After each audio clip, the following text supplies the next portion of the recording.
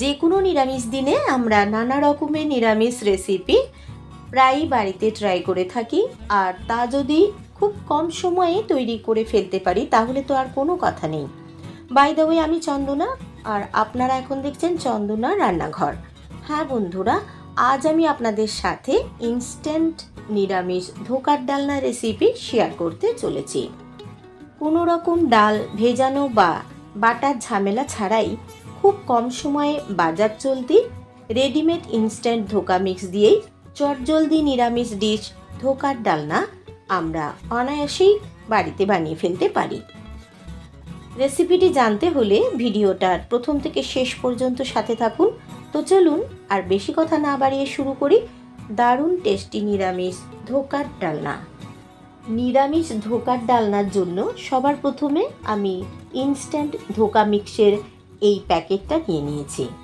এখান থেকে 1 কাপ মতো ধোকা মিক্স আমি মেপে নিচ্ছি। তারপর ধোকা বানাতে গ্যাস অন করে ওভেনে একটা কড়াই বসিয়ে দিয়েছি আর পরিমাণ মতো সাদা তেল অ্যাড করে দিচ্ছি। তেলটা হালকা গরম হলে 1 কাপ ধোকা মিক্স কড়াইতে গরম তেলের মধ্যে আমি অ্যাড করে দিচ্ছি।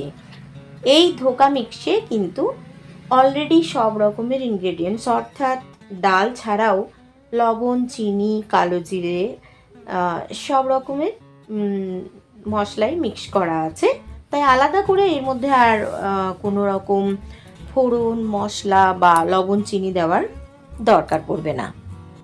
লো টু মিডিয়াম ফ্লেমে ধোকা মিক্স তেলের সাথে মিক্স করে হালকা হাতে নাড়াচাড়া করে নেব। 2-3 মিনিট সময় নিয়ে দারুণ সুন্দর একটা ফ্লেভার এলে যে কাপ মেপে আমি ধোকা মিক্স নিয়েছিলাম ওই কাপেরই 1 কাপ জল আমি কড়াইতে অ্যাড করে দিচ্ছি। লো ফ্লেমে একটুখানি নেড়ে চেড়ে ডোটা কড়াই থেকে ছেড়ে আসা পর্যন্ত আমি ওয়েট করব। দেখুন ডোটা কিন্তু কড়াই থেকে ছেড়ে আসছে, তো এই পর্যায়ে আমি গ্যাসের ফ্লেমটা কিন্তু অফ করে দিচ্ছি। একটা থালার মধ্যে আমি অলরেডি তেল ব্রাশ করে নিয়েছি, আর এবার আমি কড়াই থেকে ডোটা থালার মধ্যে নামিয়ে নিচ্ছি। গরম অবস্থাতেই একটা স্প্যাচুলার সাহায্যে প্রথমে ওপর পোর্শন চেপে নিচ্ছি, এর ফলে ওপরটা অনেকখানি সুন্দরভাবে সেট করে নিচ্ছি আর সাইডগুলো কিন্তু চেপে নিয়ে সেট করে নিচ্ছি। এই কাজটা কিন্তু ঠান্ডা হয়ে গেলে করতে বেশ অসুবিধে হবে। ফাইনালি হাত দিয়েও একটুখানি সাইডগুলো ঠিক করে নিলাম আর ওপরটাও চেপে দিলাম। তারপর একটা নাইফের মধ্যে তেল লাগিয়ে এবার আমি হালকা গরম অবস্থাতেই ধোকাগুলো পিস পিস করে কেটে নেব। পছন্দ অনুযায়ী চৌকো বা বরফি শেপে কাটা যেতে পারে, তবে আমি কিন্তু বরফি শেপে ধোকা কেটে নিচ্ছি। এই কাজটা ঠান্ডা হওয়ার পর করতে কিন্তু বেশ অসুবিধেই হবে। প্রথমে সাইডের এলোমেলো যে অংশগুলো রয়েছে সেগুলো আমি কেটে বাদ দিয়ে দিচ্ছি। তারপর মাঝারি সাইজ করে আমি ধোকাগুলো পিস পিস করে কেটে নিচ্ছি। সব কটা ধোকা আমার কাটা হয়ে গেছে। দেখুন দেখতে কিন্তু ভারী সুন্দর লাগছে। এবার ধোকাগুলো আমি ফ্রাই করে নেব। তবে ধোকাগুলো ফ্রাই করার আগে আমি খুব তাড়াহুড়ো করে একটা নিরামিষ মশলা বানিয়ে নিচ্ছি। তো সেই জন্য আমি এখানে নিয়েছি 4 পিস কাঁচা লঙ্কা, 1 থেকে 1.5 ইঞ্চি মতো আদা কুচোনো আর একটা ছোট সাইজের টমেটো। এবার গ্রাইন্ডারের মধ্যে দিয়ে এর একটা স্মুথ পেস্ট আমি বানিয়ে নিচ্ছি। ধোকাগুলো ফ্রাই করার জন্য গ্যাস অন করে ওভেনে একটা কড়াই আমি বসিয়ে দিয়েছি আর কড়াইয়ে পরিমাণ মতো সাদা তেল অ্যাড করে দিচ্ছি। তেলটা হালকা মতো গরম হলেই ধোকার পিসগুলো এক এক করে তেলের মধ্যে আমি অ্যাড করে দিচ্ছি। 1 থেকে 1.5 মিনিট পর একটা চামচের সাহায্যে আমি একটা সাইড সাবধানে উল্টে দিচ্ছি। গ্যাসের ফ্লেমটা কিন্তু এই পর্যায়ে একেবারে লোতে করে দিয়েছি, অন্যথায় কিন্তু খুব তাড়াতাড়ি ওপর পোর্শনটা লালচে হয়ে গেলেও ভেতরের দিক কিন্তু ভালোভাবে কখনোই ফ্রাই হবে না। আবারও একটা সাইড আমি ফ্রাই হয়ে গেলে সেকেন্ড টাইমও উল্টে পাল্টে ফ্রাই করে ধোকাগুলো আমি এক এক করে তুলে নিচ্ছি।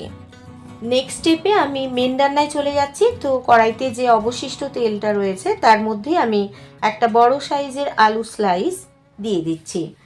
এবার দিচ্ছি সামান্য পরিমাণে লবণ ও হলুদ, আর 2-1 মিনিট হালকাভাবে ফ্রাই করে আলুগুলো আমি কড়াই থেকে তুলে নিচ্ছি। তারপর ওই তেলের মধ্যেই ফোড়নে দিচ্ছি সামান্য গোটা জিরে, 1 পিস ফাটানো ছোট এলাচ, 1 পিস গোটা শুকনো লঙ্কা, 1 পিস তেজপাতা ও 2 পিস লবঙ্গ। ফোড়ন নেড়েচেড়ে ফোড়ন থেকে সুন্দর একটা ফ্লেভার এলে দিয়ে দিচ্ছি আগে থেকে বানিয়ে রাখা মশলার পেস্ট। খুব ভালো করে মশলাটা কষিয়ে নেব, মশলা থেকে তেল ছেড়ে না আসা পর্যন্ত। এবার বাটি ধুয়ে সামান্য জল দিয়ে দিচ্ছি আর দিচ্ছি 1/2 চামচ ধনে, 1/2 চামচ জিরে, 1/2 চামচ হলুদ ও 1/2 চামচ কাশ্মীরি রেড চিলি পাউডার। স্বাদ অনুযায়ী লবণ দিয়ে দিচ্ছি আর রান্নার সাথে ব্যালেন্স আনার জন্য খুব সামান্য পরিমাণে চিনি দিয়ে দিচ্ছি। লো টু মিডিয়াম ফ্লেমে 2-3 মিনিট সময় নিয়ে মশলাটা আমি কষিয়ে নিচ্ছি। মশলার কাঁচা গন্ধ চলে গেছে আর মশলা থেকে তেলও ছেড়ে এসেছে। তো এই পর্যায়ে আগে থেকে ফ্রাই করে রাখা আলু আমি অ্যাড করে দিচ্ছি আর ভালোভাবে মিক্স করে আবারও একটুখানি কষিয়ে মশলার ওই বাটিটা মেপেই 2 বাটি মতো জল অ্যাড করে দিচ্ছি। জলের পরিমাণটা একটুখানি এখানে বেশি হবে, কারণ ধোকাগুলো অ্যাড করার পর গ্রেভির জলটা ধোকাগুলো কিন্তু পুরোপুরি অ্যাবজর্ব করে নেবে। তো 2-3 মিনিট সময়ের জন্য আলুগুলো সেদ্ধ হতে কড়াইটা আমি ঢেকে দিচ্ছি। 3 মিনিট পর ঢাকা খুলে ফিরে এলাম। আলুগুলো খুব সুন্দরভাবে সেদ্ধ হয়ে গেছে। এবার আমি খুব সামান্য পরিমাণে ঘি অ্যাড করে দিচ্ছি দারুণ একটা ফ্লেভারের জন্য। এই পর্যায়ে আপনারা চাইলে কিন্তু গরম মশলার গুঁড়ো বা ধনেপাতা কুচনো দিতে পারেন, কিন্তু আমি দিচ্ছি না। তো এবার আমি গ্যাসটা অফ করে দিচ্ছি আর গ্যাস অফ করে 8 থেকে 10 মিনিটের জন্য ধোকাগুলো অ্যাড করে ঢেকে দিচ্ছি। 10 মিনিট পর ফিরে এলাম। দেখুন বন্ধুরা, 10 মিনিটের মধ্যে ধোকাগুলো কিন্তু গ্রেভির ম্যাক্সিমামটাই অ্যাবজর্ব করে নিয়েছে। ডাল ভেজানো বা বাটার ঝামেলা ছাড়াই আমার আজকের ইনস্ট্যান্ট নিরামিষ ধোকার ডালনা অলমোস্ট সার্ভ করে দিয়েছি। রেসিপিটি আপনারা বাড়িতে অবশ্যই একবারটি ট্রাই করুন আর বাড়ির সবাইকে সার্ভ করুন। আমার এই রেসিপি যদি আপনাদের ভালো লেগে থাকে তাহলে প্লিজ আপনারা লাইক, শেয়ার ও কমেন্ট করতে ভুলবেন না। আপনারা যদি ফেসবুক থেকে রেসিপিটি দেখেন তাহলে পেজটা ফলো করার আর ইউটিউব থেকে দেখলে একটা লাইক করারও অনুরোধ জানাই। আর আপনি যদি আমার চ্যানেলে নতুন বন্ধু হয়ে থাকেন তাহলে প্লিজ সবার আগে চ্যানেলটি বরাবরের মতো সাবস্ক্রাইব করে নিন আর পাশে থাকা বেল আইকনটি অবশ্যই প্রেস করে দিন আমার চ্যানেলে সব নিত্য নতুন রেসিপির আপডেট সবার আগে পেতে। আজ তবে এই পর্যন্ত। নেক্সট এপিসোডে আবারও অন্য কোনো নতুন রেসিপি নিয়ে আপনাদের সাথে দেখা হচ্ছে।